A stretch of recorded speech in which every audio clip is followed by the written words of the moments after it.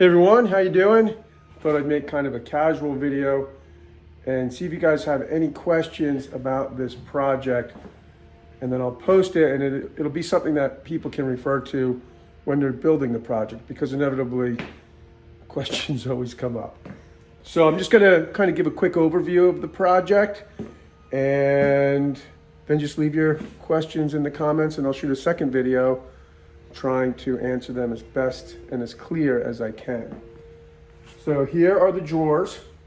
The backs of the drawers are set in a little bit. That's to prevent the drawer from falling out of the desk when it's completely opened. The cabinet here, or the desk is here upside down. I'll turn it over and we can take a look at it from the top. But here are the, I would call it the guts of the desk. These are the drawer runners. This is the drawer stop here. These legs come from Van Dyke's Restorers. They are going to be the sponsor of this project. And everything is built with pocket hole joinery. So that's the idea here, is it's, I think it'll be a really elegant looking piece of furniture, but at the same time, a very approachable piece of furniture to build because there's no complicated joinery, but at the same time I think it's very, very strong.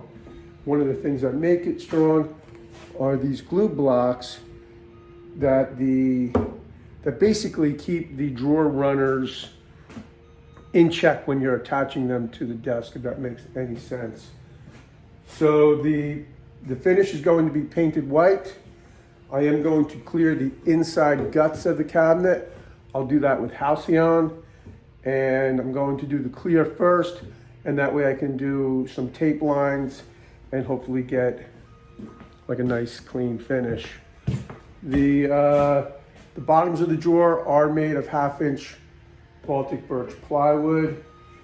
And again, most of the wood in this cabinet, or this desk, is made with, or most of the wood is sassafras. And the reason for that is that's what I had. So I think in the plans, if you're going to paint this project, it will be suggested to be made out of poplar. And even though this is painted, it does have continuous drawer or continuous wood grain in the drawer fronts. And the reason for that is maybe whoever builds it isn't going to paint it. And if you're not going to paint it, I think continuous wood grain is just a nice touch.